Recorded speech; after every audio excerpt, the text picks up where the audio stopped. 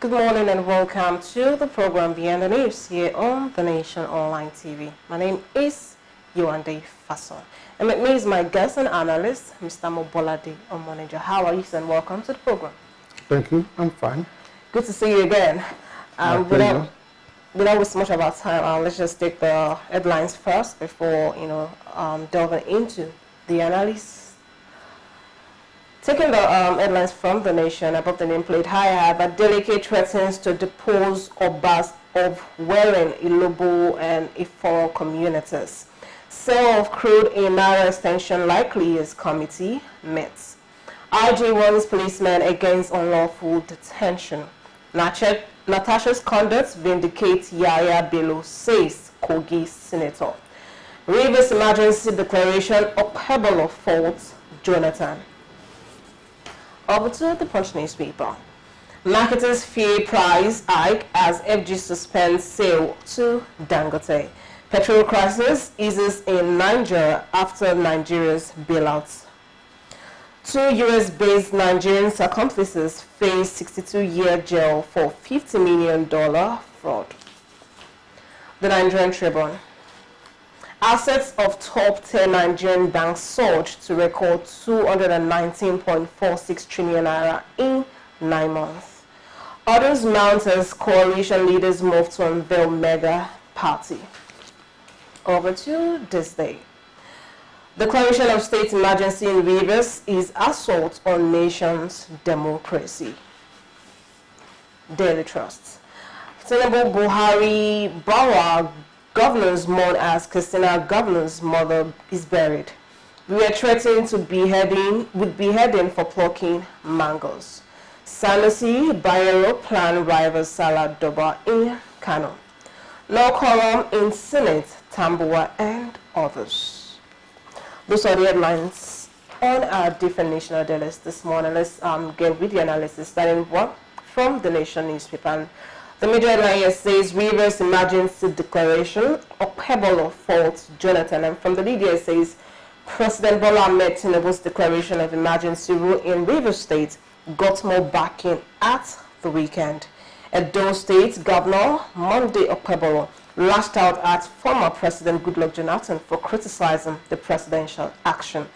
Information and National Orientation Minister Mohammed Idris defended the painful but responsible action. If you read further, it also says presidential spokesman Bayo Onenuga said a Rivers State without the emergency declaration, given the way things were going, could be better imagined. I mean, it's no news.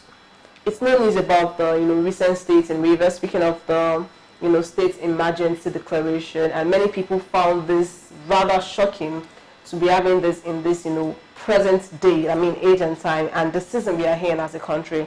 But many people were like, okay, it is necessary because of the back and forth that's been going on in the state, and eventually the president asked to step in, and he has stepped in now. If you in this story, Okpebholo faults Jonathan, and many people have also said a lot of things, while many also defended the presidency as regard the judgment. So in all of this, why is Jonathan getting the heat? And why is if you read further, if you read in the story, there will be reasons. But is it actually necessary to be pinpointing or apportioning blames as it is now? Should the way forward not be how to solve the problem in Rivers State and how to return normalcy to the states? Apportioning blame as on the part of Jonathan? Yes. Or those who are blaming Jonathan? No, people blaming Jonathan. And even other people, many people are kind of deviating from the, shall I say, the bone of contention, right? Right now, Okpebholo is faulting Jonathan, for criticizing the presidential action and, maybe not deeming it as not necessary to have happened. Well, the truth of the matter is, I listened to the former president himself. I listened to him on television. The former president? Yeah, Jonathan. former President Jonathan. Okay. And he himself started by saying that a number of people have been calling for his intervention, for his view, and all that. And that ordinarily, former presidents don't criticize the incumbent. That is one of the spoken rules or written rules that guide their conduct. But that he had to, at this point, as somebody from the Niger Delta and all that and that and that. My own view is that really I don't see what his intervention amounts to. It could only further stoke the fire. It could only further hit the polity around there. Because I don't see why, unless he's intervening on the side of calling for caution and peace and all that. Criticizing the federal government will not amount to anything because he's not going to get the government to reverse, and he doesn't even have the clout to do that. Every former president has a channel through which it could discuss with the incumbent if it so chooses. But he chose not to do that. He has spoken his mind. He's a citizen of Nigeria nonetheless. He has a right to his view nonetheless. And they have said certain things that it was wrong, really, to have declared a state of emergency and removed the governor, deputy governor, and the House of Assembly members. Whatever it may be, it's his opinion, but it's also Okpebholo's opinion. It's his right also to criticize him. Just as he could criticize Tinubu, Okpebholo could also criticize Jonathan. It's one right against another. The governor of Edo State, I'm sure, was further gingered to action because some governors from the South came out to say the South governors had condemned the action, whereas he, as a South governor, was not consulted. So they were speaking for him without his consent. So he decried that. When he now heard this again, he decided to speak about that one. I don't see anything wrong with what he did, or even so much with what Jonathan did, even though I think he should have been more reserved as a former president of Nigeria. So, but the issue of declaration of state of emergency in Rivers is not going to go away anytime soon. I was even going to ask if you expected that this would happen at any point. Whether there will be a declaration of state of emergency. Eventually, if it would have happened, judging from I knew it could happen. Okay. But I wasn't expecting it so soon. That's the truth. I wasn't expecting it. But I concede that the government or the president has access to much more security reports than he will ever let out to the public. And I want to believe that he based it on the security report he got. And come to think of it, the House of Assembly was on its way to impeaching the governor. And it has the numbers. Sure. That's more than even 3/4, let alone 2/3 that is required by the Constitution. Section 188 invests with the power. And Section 188 says that the governor could be removed on the ground of gross misconduct. And gross misconduct, the Constitution says, is what the House of Assembly says is gross misconduct. If they say he and his wife have not been greeting one another and that constitutes gross misconduct, it's absurd, but it becomes a gross misconduct. So all they needed to do, they've taken the first step without mentioning impeachment or removal. They just said a list of 19 grounds of gross misconduct forwarded to the governor for his response. And immediately they are just signing die. That's a signal that yes, we are up to something. Now, if they had gone ahead to impeach the governor, there probably would have been mayhem in the states. You and I may not know. The president will know. Because the commissioner of police is there, the director of DSS is there, the security chiefs are there.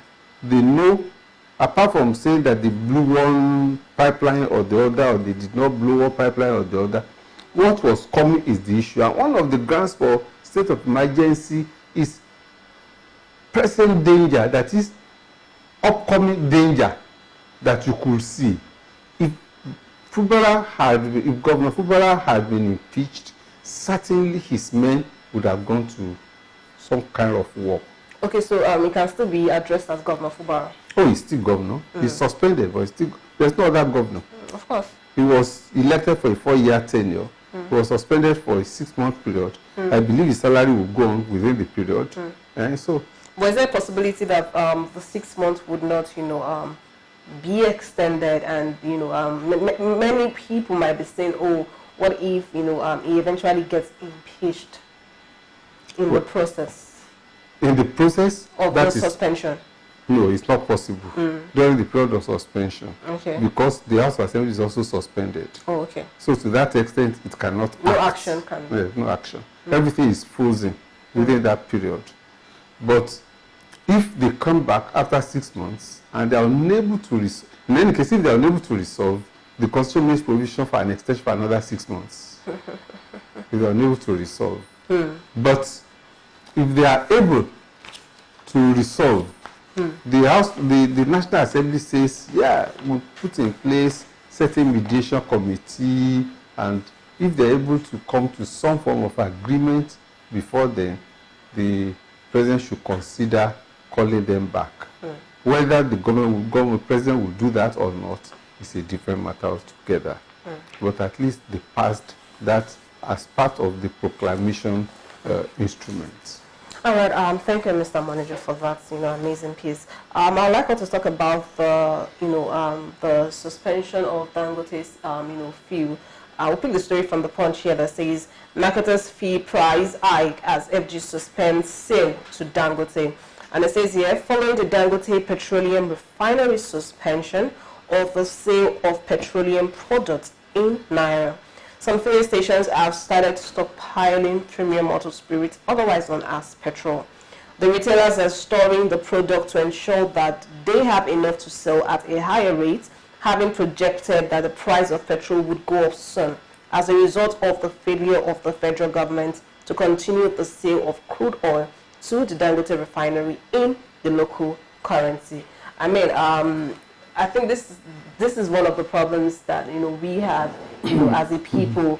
We don't even know what the situation will be, but we are already having should I say a projection now, and I mean, it's good to have projections, but again, I mean, this business. Yeah, but this is a negative projection, which will affect literally everybody if this happens eventually.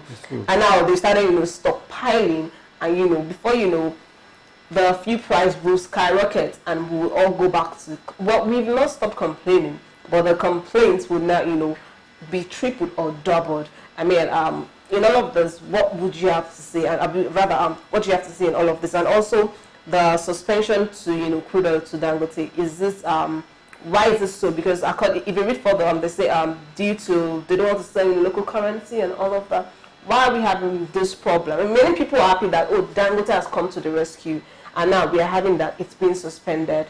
I mean, the sale has been suspended, and the likes. Why are we having this, and what is the projection? I don't want to call it negative, because the filling stations, attendants, the organizers, or rather the owners, have made their own provision, but that will not favor us as a people. Yeah, I'm not surprised because it's business. If they project that the price is likely to go up, and they have some products in stock, unfortunately, they want to make much more money at the expense of the people. Of course. But at the same time, that is the nature of capitalism. Capitalism goes with mindless extortion of consumers, really. That's what they call profit. It could be extortionate profit sometimes. But as I was coming here, when I got to Ikeja and I saw one of the filling stations, I won't really mention the name, and I saw there was a longer queue than usual. So I told my driver, I said, what's happening? Because he had been out this morning to 1 or 2 places. Okay. And I said, did you notice queue in other places? He said no, as at the time he went out, which was around 7:07, that you didn't see queues anywhere. But we've been hearing the rumor since last week, because Dangote himself served notice since last week that, look, he may start selling to marketers in dollars. So if I buy dollars, I sell dollars, which makes sense, you know. And if marketers buy dollars, then the price at which they sell to their consumers will go high. There's no doubt about that. It will go up. So I think government should do something about it, really. Government's handling of this Dangote, the fuel situation, has been less than honorable, as far as I would put it, really.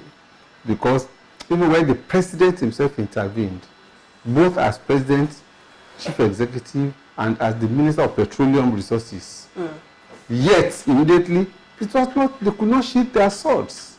You still had officials of NNPC saying one thing, Dangote is replying and all that. And I thought, what is all this about? It is to the glory of Nigeria that you have a Dangote and the kind of refinery that has the kind of capacity that he has in this country. So why can't they team up and help? Yes, they say something about monopoly and all that. What are we expecting? He was building a 650,000 per day, barrels per day refinery, and you are now realizing that it's a monopoly. What did you think it would be? How many people have it? Even the federal government does not have the capacity. All your refineries combined together, if they were producing at full capacity, they could not match.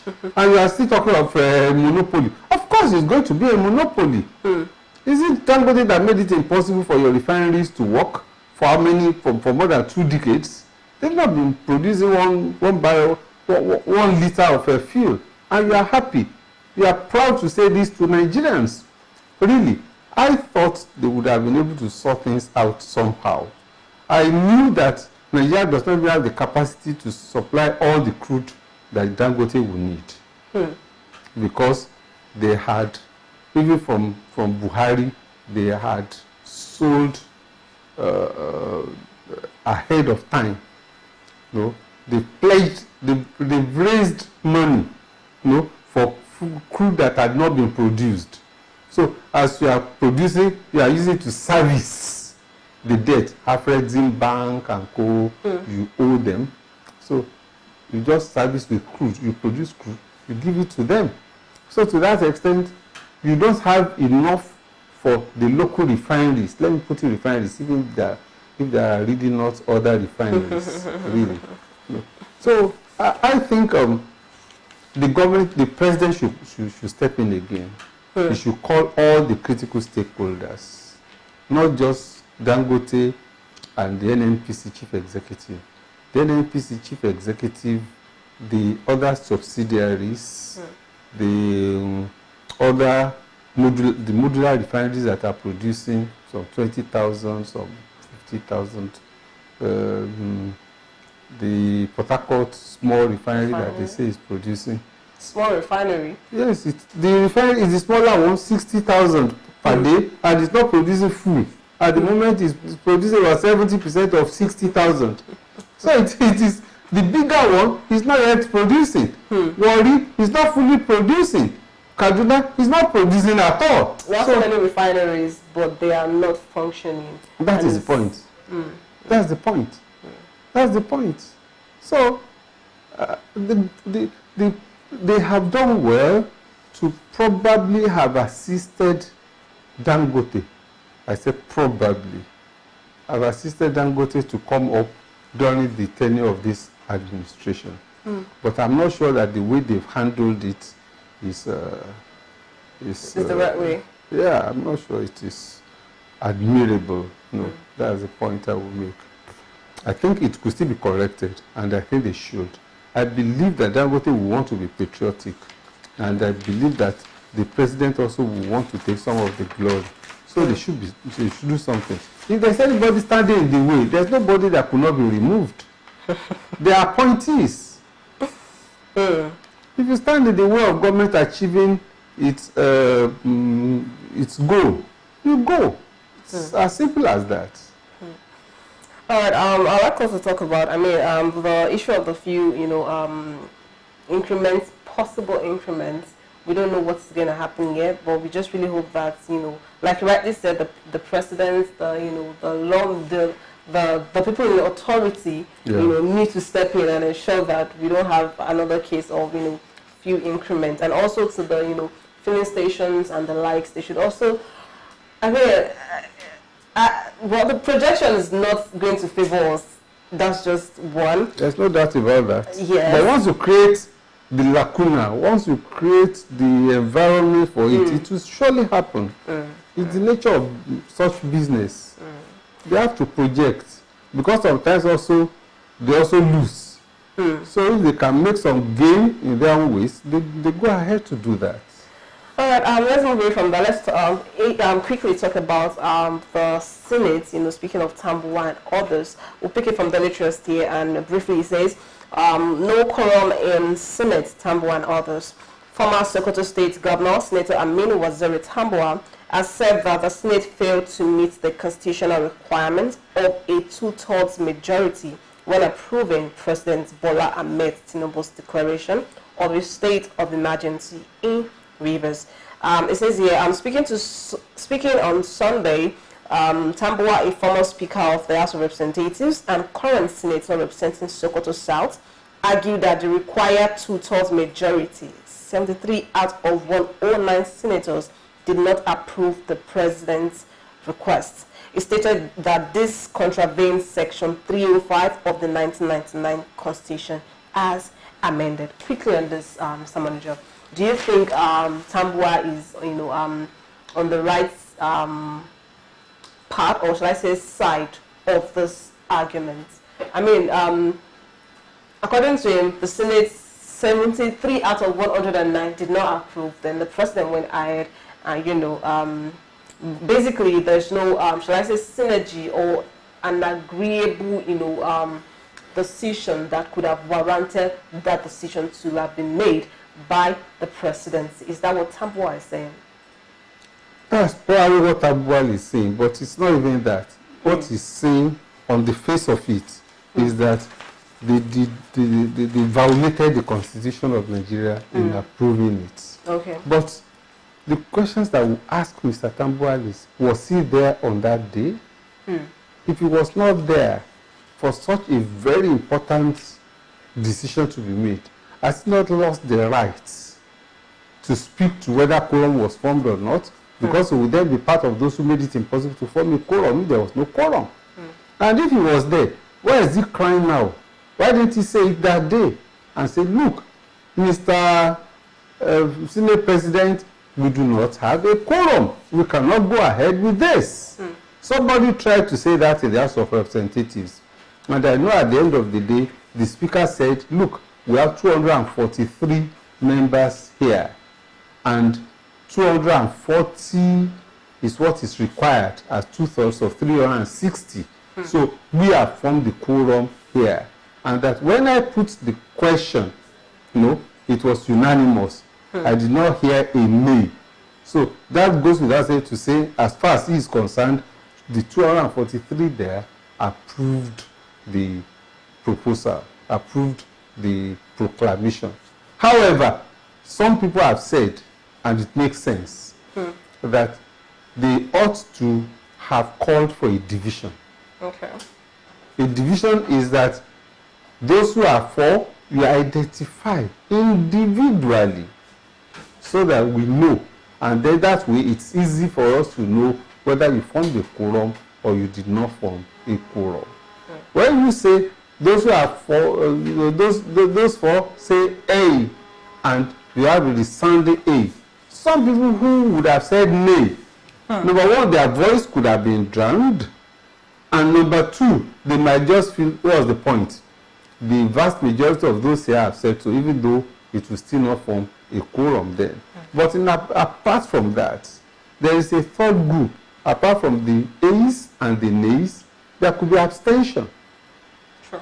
If, for example, you have about 8 or 9 people who felt like, I don't feel strongly about this matter, I abstain. that will mean that out of 243, you do not have 240 approving, which will violate the Constitution. So that is it. For the Senate, we don't even know the number. And it's unfortunate that if you have people like Tambuwal in the Senate, you have former governors in the Senate, you have 3-4-time senators in the Senate, and at the end of the day, they could not speak out their minds.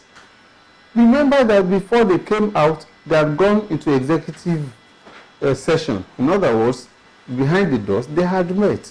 They had resolved. That's where they agreed as to what they were going to introduce to check the power of the president.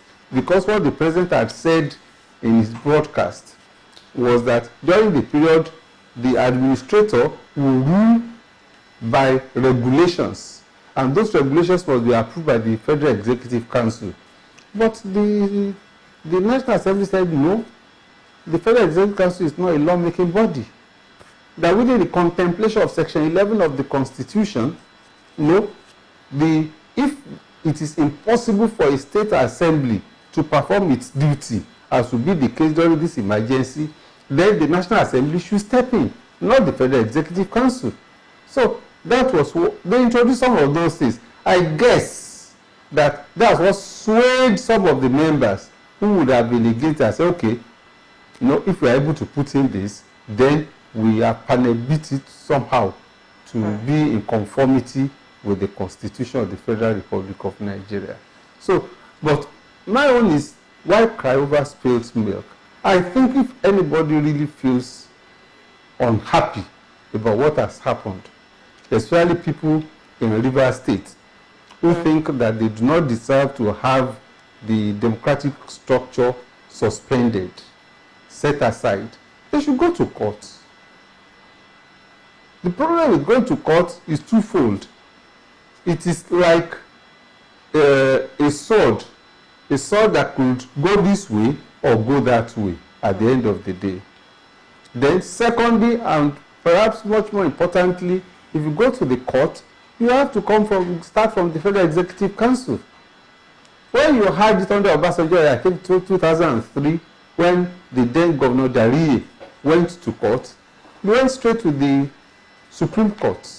Because when there's a dispute with the federal government between a state and the federal government, or a state with the governor acting on behalf of the state, you could go straight to the Supreme Court. No, but when they went to the Supreme Court, at the end of the day, the Supreme Court said, no, you don't have the power, you don't have the locus to institute a case at the Supreme Court, because you are no longer governor at this moment. So, on what capacity are you doing that? On what basis have you come to us? Go and institute your case at the High Court. So, they had to go to the Federal High Court. The case has to travel all the way for more than 6 months before you get there. If you go now, it will be the same thing. The Attorney General of the Federation will be the one representing the federal government. It will take them time to take you through the trial court, the Federal Executive Federal High Court, and from there to the Court of Appeal, and from there to the Supreme Court. And there will be appeals and cross appeals. There will be interlocutory injunctions, and so there will be all sorts of things. And it will take time. It will take more than the 6 months we are talking about. But it will be good to start the process and see where it leads. I mean, like rightly said, we want to see where this leads, and this is a case it's not ending anytime soon in Rivers State. So let's just keep our fingers crossed and see how this would pan out. But we just really hope that this turns out really good, and the people of Rivers State do not bear the brunt of the back and forth going on in Rivers State. And with this, let me just quickly add this. Okay. So, speaking of the Tambuwal, okay. Tambuwal, people like Tambuwal should not be complaining when they fail to do what they should do. And the residents of their constituency should take them out, really. I'm not talking of recall. Recall is a waste of time. It doesn't work. But they should be able to call them to order, take them into town hall, and be able to tell them, look, this is not what we sent you there to do. You can represent us well, but don't be an absentee legislator. Either absentee in terms of not being there, or absentee in terms of your voice not being heard. So he has no point really, and I think all over the country, as many as such people we have should be called to order. All right, Mr. Omonijo. I mean, we've heard you, and we just really hope that, like I already said, many people will think pieces, like people just come say their own. I mean, freedom of speech. It's freedom of speech. Yes, but in all, we just, but the religion of duty is not allowed. True. But again, whatever happens should also ensure that, the people of Rivers State do not suffer for all of this. Absolutely. Yes. Thank you very much, Mr. Manager, for joining me on the show. My pleasure to be here with you. Thank you for sticking around. Thank you for joining us, to you out there. It's been an amazing session with you. Until we come your way again, I remain Yewande Fasan. Have an amazing day, and bye-bye. Bye.